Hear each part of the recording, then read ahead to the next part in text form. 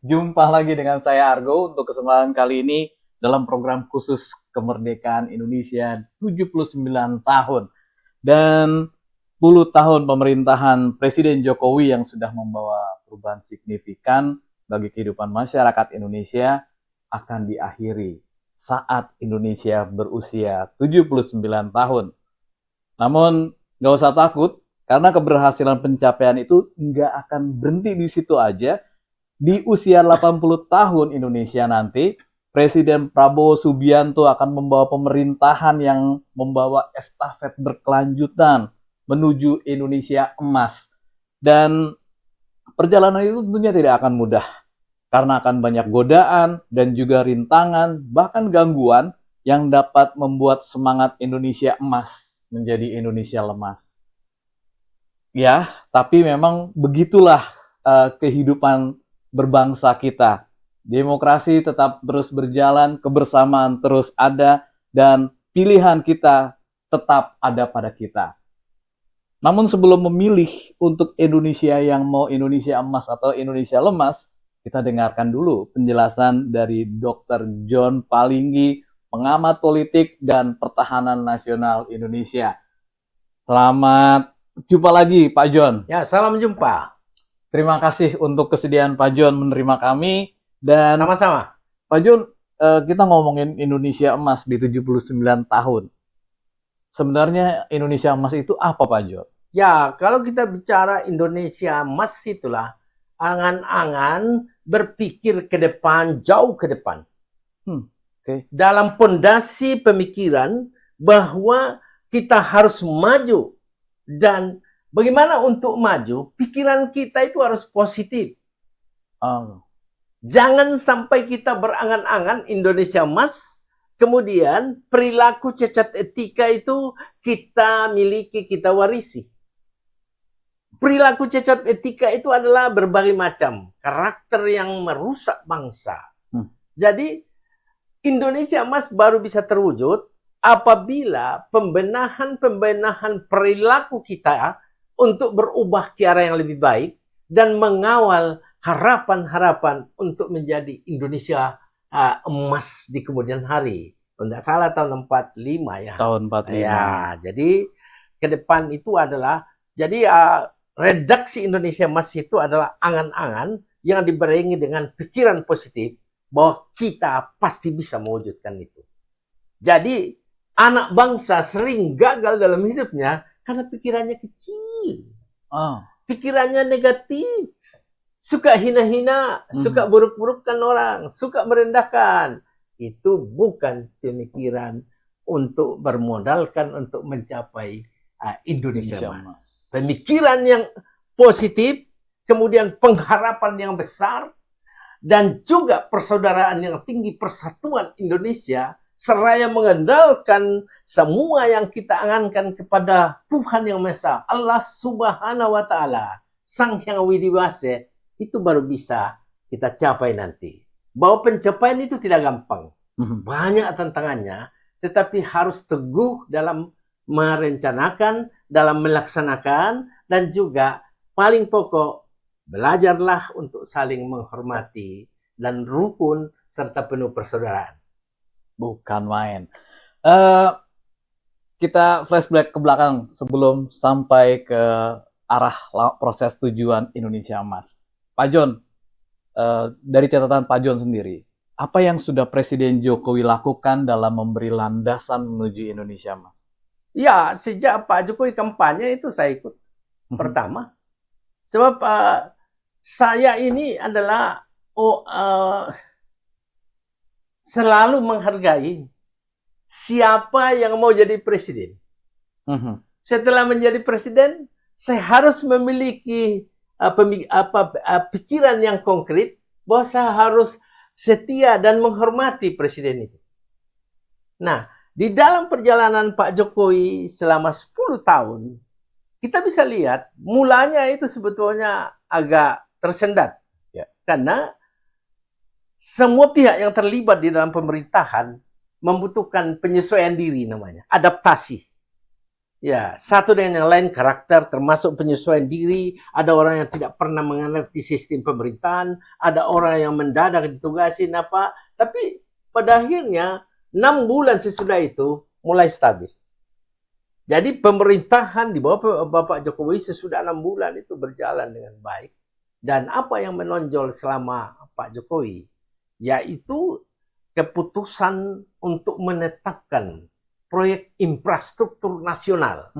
566 proyek itu terdiri dari jalan tol, jalan raya, pelabuhan, jembatan, kemudian segala macam pelabuhan laut, jembatan udara, jembatan darat, semua bendungan, dan tidak kalah pentingnya perencanaan terkait dengan perumahan rakyat.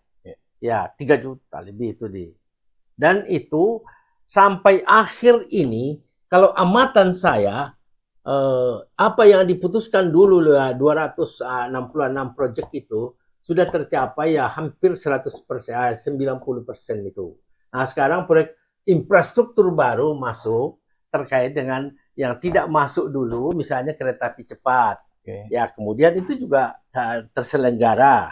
Kemudian yang paling menonjol adalah pembangunan keputusan politik berkaitan dengan penetapan bahwa kita harus membangun ibu kota baru yang diberi nama Ibu Kota Nusantara. Ya. Jadi yang menonjol keberanian mengambil inovasi, kemudian gagasan-gagasan yang kadang-kadang para pembantu dekat sendiri tidak tahu apa di pikiran presiden. Ini keunggulannya ini. Ya, dadakan-dadakan sehingga tidak ada virus masuk. Ya. Nggak ada yang tahu ya. Ya, dan itu adalah salah satu saya kira sikap orang Jawa yang ya suka ya memiliki budaya ya tanggap sasmito, mau mendengarkan mengunyah-unyah, tetapi dalam dirinya konsisten terhadap itu apa yang dia anggap baik. Oke, kita beranjak lagi tentang. Saya mau tambahkan. Oke, boleh. Selama periode Pak Jokowi ini samalah dengan SBY. Dia hampir tertimbun dengan hinaan, fitnaan atau caci maki, sampai terkadang saya pikir kok kuat sekali Bapak Presiden ini ya, menanggung segala cercaan dan dijawab secara proporsional aja, yang tidak perlu tidak dijawab. Ya, saya beranggapan bahwa selama 10 tahun cukup banyak sianida yang dilemparkan ke dia. Untungnya orang ini kebal sianida. Kepemimpinannya tangguh sekali ya. Tapi memang kalau lihat kepemimpinan Pak Presiden Jokowi ini akan memberikan estafet ke Presiden Prabowo Subianto. Ya, saya kira itu wajar. Jadi setiap presiden yang terpilih menggantikan presiden sebelumnya, itu adalah bagian dari estafet kepemimpinan sekaligus estafet melanjutkan pembangunan yang sudah ada. Tentu gaya dan style masing-masing pemimpin negara di dunia ini, termasuk kita, itu ada tidak selalu sama. Tetapi saya yakin dan percaya bahwa apa yang dicanangkan, apa yang dibuat, apa yang sedang dilaksanakan, itu pasti presiden terpilih nanti Pak Prabowo melanjutkan itu dengan berbagai penyempurnaan di sana-sini. Ya. Itu mungkin yang dimaksud dengan berkelanjutan ya Pak? Ya, berkelanjutan artinya apa yang sudah dirintis, apa yang sudah dibangun, apa yang sudah dilaksanakan akan dilanjutkan dengan berdasarkan asas manfaat, dan tentu presiden yang baru Bapak Prabowo nanti berdasarkan asas manfaat dan juga dengan pertimbangan dukungan dana yang cukup. Oke, lebih realistis nanti ke depan. Oke. Kalau misalnya kita lebih spesifik lagi tentang infrastruktur. Ibu Kota Nusantara, IKN. Pembangunan di IKN kalau dari pandangan Pak John sendiri berjalan seperti apa nanti nih? Ya, begini, waktu 3 tahun lalu, yang pertama menyuarakan melalui YouTube, kamu bisa lihat YouTube saya itu, kalau tidak salah, Pak Argo sendiri juga pernah wawancara saya, itu 3 tahun lalu saya sudah dengungkan bahwa pembangunan IKN itu adalah suatu hal yang penting sekali dalam rangka pemerataan pembangunan di antero negara ini. Yang kedua, penyerapan lapangan kerja. Yang ketiga, menambah nilai tambah Jadi ya kesan suatu negara di mana kita sendiri sudah sengsara di Jakarta ini kemacetan lain-lain. Itu dulu saya dengungkan itu. Jadi kalau dikatakan bagaimana pendapat saya, ya tentu membangun ibu kota negara itu tidak langsung seperti main sulap. Ada tahapannya. Dan yang dia capai sekarang ini adalah bagian-bagian yang menurut saya ya cukup menggembirakan ya. Cukup mengembirakan. Banyak orang yang berpikir di luar, oh nanti presiden membangun IKN langsung main sulap akan jadi. Ini yang berpikiran itu juga kadang-kadang ya. Untuk membangun IKN, memimpin satu negara tidak segampang ya lurah saja tidak semulus apa yang dia lakukan, apalagi presiden. Ya, dan semua pihak itu telah melihat ini secara nyata dan nanti ada perayaan 17 Agustus, itulah yang dicapai sekarang. Bahwa pencapaian kalau dikatakan Pak Jokowi belum memuaskan karena belum mencapai pembangunan yang maksimal, wah itu tidak rasional lah berpikir gitu. Bersyukurlah Pak Jokowi memulai mengenai IKN dan telah melaksanakan sejumlah proyek-proyek itu dengan baik. Yang belum ini nanti oleh Bapak Presiden, Bapak Prabowo, nanti dia akan lanjutkan itu. Dan tentu yang saya tegaskan tadi, bahwa berdasarkan kelayakan-kelayakan, asas manfaat, dan juga dukungan dana. Pak John, ini tadi masalah infrastruktur, terutama ibu kota Nusantara. Terlepas dari udah rampung apa belum, proses itu masih terus berjalan dan akan terjadi pembenahan dan perbaikan dan pemolesan mungkin di Presiden Prabowo Subianto nanti. Tapi apakah IKN ini menurut Pak John akan mampu menjadi salah satu jawaban sebagai cita-cita menuju Indonesia, Mas? Ya, banyak orang yang mencaci maki pembangunan IKN. Tetapi caci makian ini pun didasarkan pada kekecewaan karena mungkin selalu menuntut supaya ada reformasi di bidang tindakan, di bidang pembangunannya. Tapi yang menuntut-nuntut ini semua setelah saya teliti secara seksama juga masih repot nasi. Jadi maksud saya, cobalah dengan kesiapan pribadi kita mampu memberi makan diri sendiri, kita punya martabat, harga diri dalam ini, baru kita bisa mengoreksi. Untuk mengapa mengoreksi dunia, sementara kita sendiri tidak bisa berbuat sesuatu manfaat bagi diri sendiri. Nah, itu yang terjadi. Caci maki terhadap ini, akan ini. Pokoknya buruklah IKN. Tidak boleh begitu. Setiap yang diputuskan DPR dan Presiden, kita anggap itu kita harus loyal terhadap putusan itu. Nah, bahwa belum sepenuhnya siap, ya memang negara lain juga 10 tahun belum bisa siap ya, Vietnam, Malaysia, apa segala macam, memang tidak siap. Tapi bahwa memulai sesuatu itu hal yang luar biasa dilakukan Pak Jokowi. Betul. Itu hal luar biasa.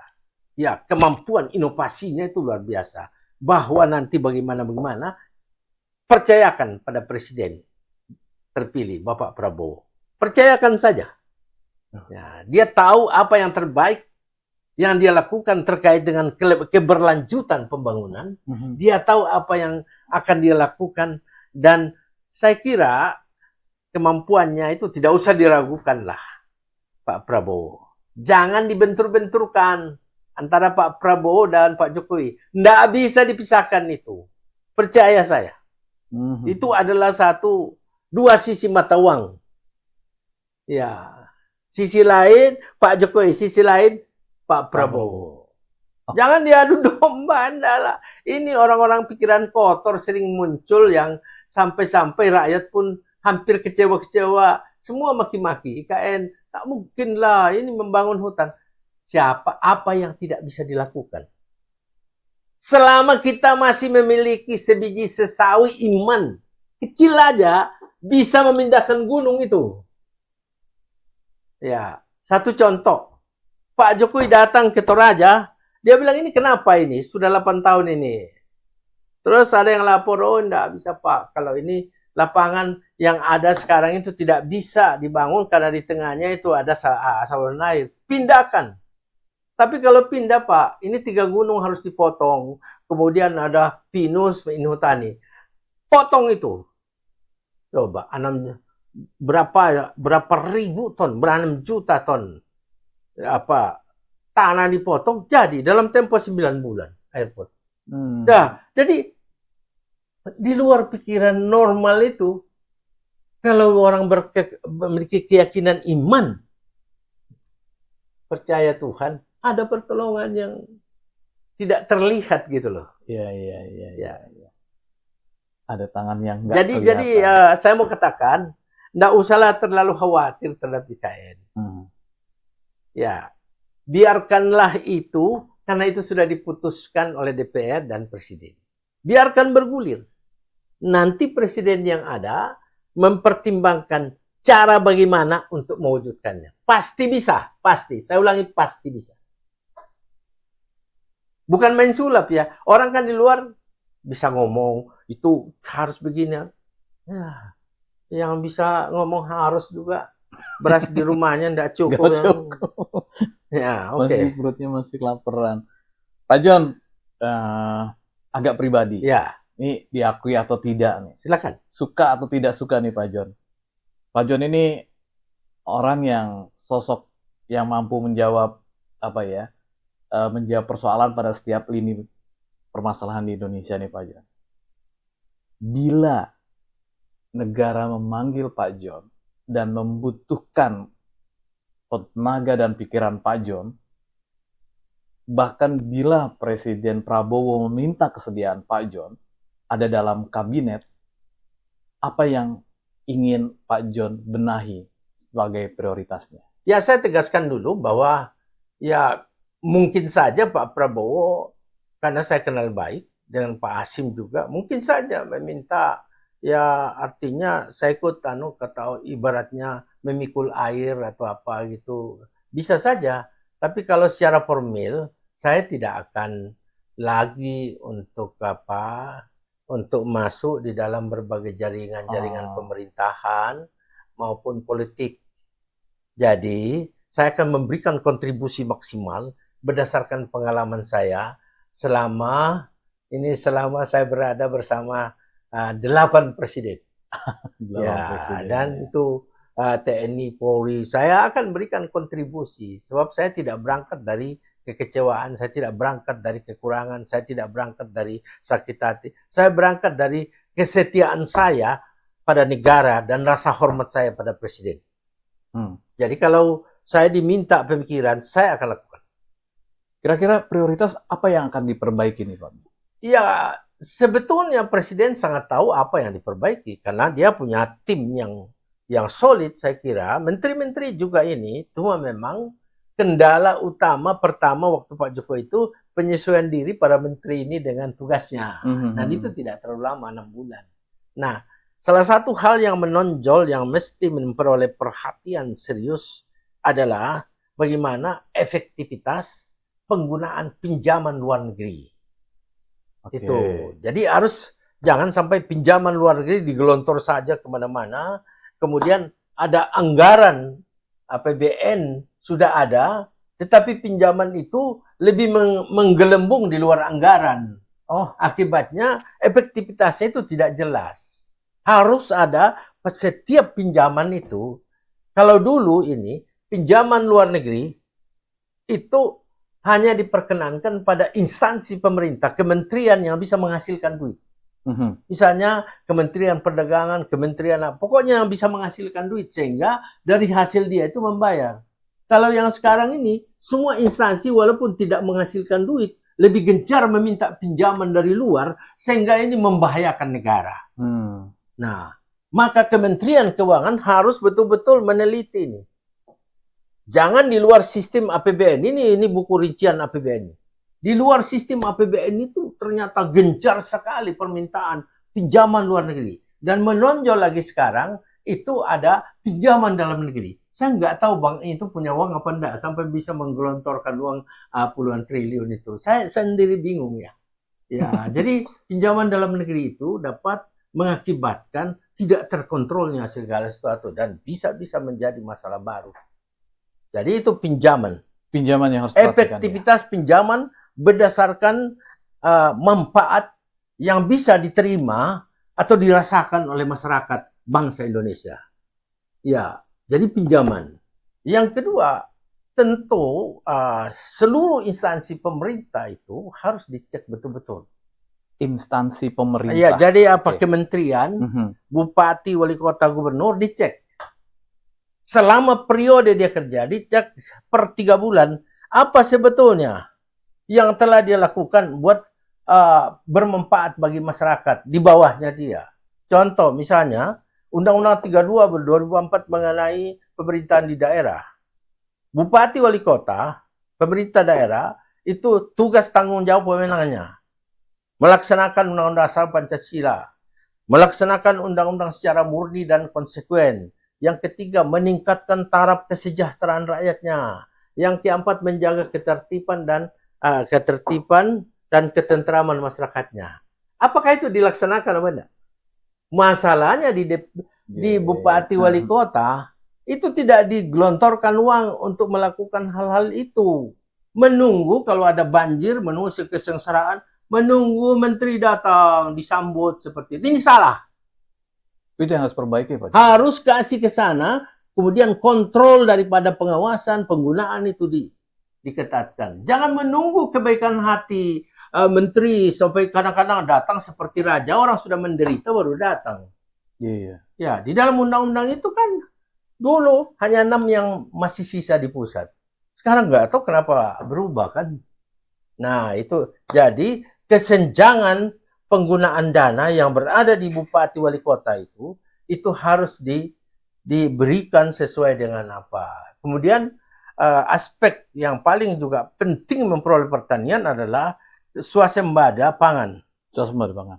Ya, jangan kita banyak mencetak sawah begitu banyak sekali, tapi mana sawahnya?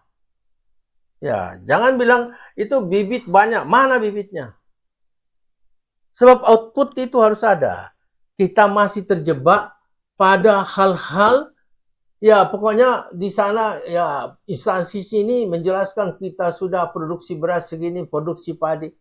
Coba aja kita masih syarat dengan manipulasi angka itu. Jadi angka itu harus dijelaskan. Kabupaten mana yang produksi beras dengan baik dan kecamatannya, supaya kalau bupatinya berprestasi diberi penghargaan anggarannya ditingkatkan dan di-training ke luar negeri dan diberi pupuk, diberi tim ahli untuk Jadi masalah kemandirian pangan.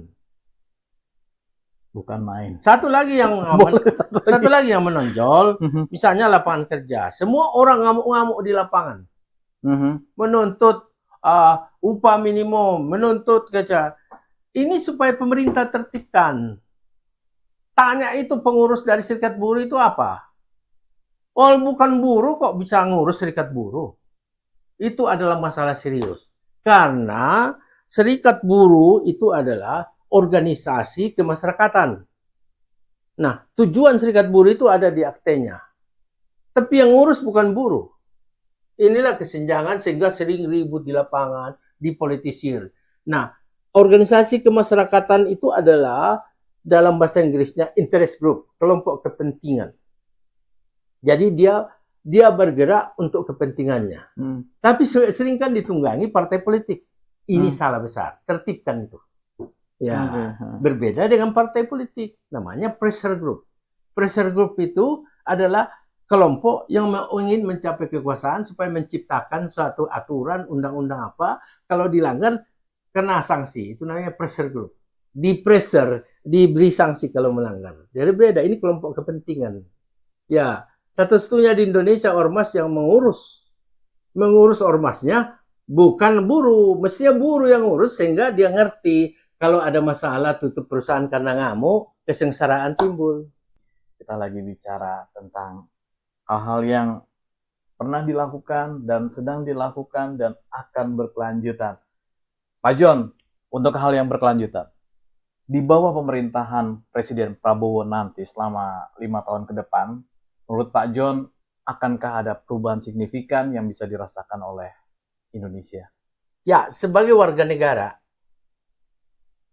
yang taat hukum dan juga sebagai pribadi yang memiliki sikap bahwa tidak pernah dalam diri saya itu sikap pesimis. Saya selalu optimis bahwa keadaan yang akan dihadapi negara ke depan di bawah pemerintahan Bapak Presiden Prabowo Subianto, saya pastikan akan ada perubahan yang lebih baik. Landasan berpikir saya, kalau kita berpikir cara pandang itu, yang pertama, kita selalu mengingat kesusahan-kesusahan, yang kejelekan, yang masa lampau, entah sejak Pak Harto sampai dengan Pak Jokowi, ya pasti ada lah. Tetapi kalau kita hanya mengorek-ngorek kekurangan masa lalu, keburukan masa lalu, itu cara pandang iblis. Cara pandang setan. Karena selalu berpikir yang buruk, yang jelek. Cara pandang manusia adalah dia hanya melihat hari ini apa yang dia makan, apa yang dia dapat, apa yang dinikmati dan lain-lain. Hanya hari ini. Dari bicara pandang Tuhan beda. Tidak ada dalam keyakinan apapun bahwa cara pandang Tuhan merencanakan kecelakaan ke depan. Tidak ada. Yang adalah merencanakan damai sejahtera, hari depan penuh harapan. Saya begitu. Dan pemerintah adalah wakil Tuhan. Ya, enggak. Jadi harus berpikir sebagai warga negara, doakan itu Pak Prabowo. Ya toh? Jauhi fitnah, hina-hina. Ya, doakan supaya dia sehat, supaya dia mampu mengelola pemerintahan dengan baik, dijauhkan dari masalah-masalah yang tidak baik. Doakan. Nah, keyakinan iman itu kan menyatakan, hormatilah pemerintahmu, sebab tidak percuma yang menyandang pedang sebagai wakil Tuhan di dunia. Jadi tidak ada sedikit pun hal yang membuat saya gusar, risau, pesimis. Tidak ada. Saya yakin Pak Prabowo mampu untuk melakukan yang terbaik bagi bangsanya. Termasuk tantangan ekonomi global yang makin memburuk? Ya, biasa saja kan. Hidup kan namanya perang Ukraina, Rusia, Palestina, Israel. Ini Taiwan sama biasa-biasa saja. Ngapain kita ngurus dunia? Banyak orang ngurus Timur Tengah, ngurus luar negeri, ahli-ahli. Dia sendiri lupa ngurus dapurnya. Perhatian Indonesia sendiri malah lupa ya. Diri sendiri. Saat kita mau dihormati orang luar negeri, hormati diri kita dulu. Saat kita mau dihormati, Pak Argo mau hormati saya mau hormati diri saya dulu. Saya harus membenahi diri. Ya, supaya jangan saya banyak bicara, tapi sesungguhnya saya orang sakit jiwa. Jadi jangan kelaparan dulu baru ngomong gitu ya, pasti marah-marah. Ya, saya tidak begitu. Itu bercanda ya. Dan Pak John, kira-kira saran buat semua masyarakat, terutama yang menyaksikan dan mendengarkan ini semua? Ya, tentulah saya sebagai Ketua Harian Wadah Kerukunan Beragama Indonesia bermohon, dan juga sebagai warga negara bermohon agar kita semua, termasuk saya dulu, dapat introspeksi diri. Apa yang selama ini yang kurang baik saya lakukan.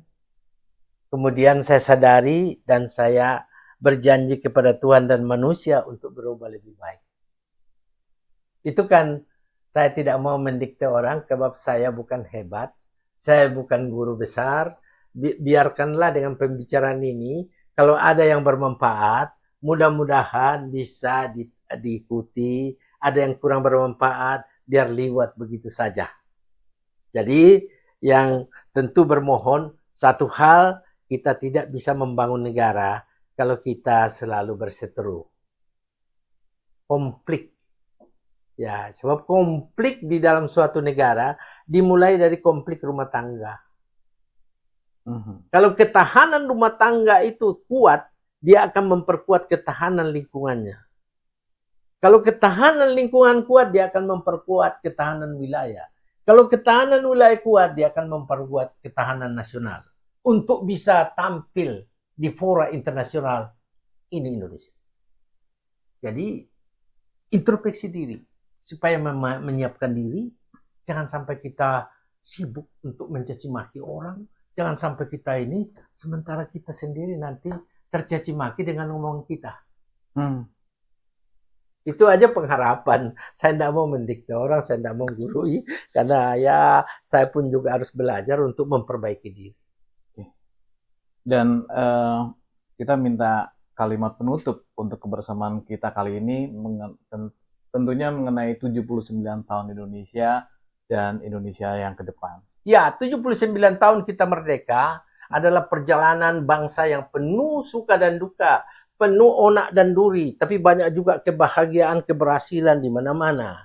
Saat ini kita bersyukur kehadirat Allah Subhanahu wa taala, Tuhan yang Maha Esa, Ida Sang Hyang Widi Wasa, bahwa kita masih bisa diperkenankan menghirup udara Indonesia, dan yakinlah bahwa selama kita mau meningkatkan persaudaraan, persatuan, dan juga saling menyayangi satu dengan yang lain, seraya menghormati pemerintah kita, yakinlah bahwa Allah Subhanahu wa taala, Tuhan yang Maha Esa, Sang Hyang Widi Wasa, akan menolong kita melanjutkan hidup dalam bangsa dan negara ini. Kepada seluruh masyarakat dan bangsa Indonesia, khususnya Bapak Presiden dan seluruh Menteri Kabinet dan seluruh pejabat di negara ini serta DPR, saya sampaikan selamat merayakan hari proklamasi kita. Semoga sambil merayakan kita memperoleh berkah, rahmat, taufik, hidayah, bahkan maghfirah dan kasih sayang dari Allah Subhanahu wa taala, Tuhan yang Maha Esa. Amin. Amin. Dr. John Palinggi. Demikian program khusus kita 79 tahun Indonesia Merdeka. Merdeka!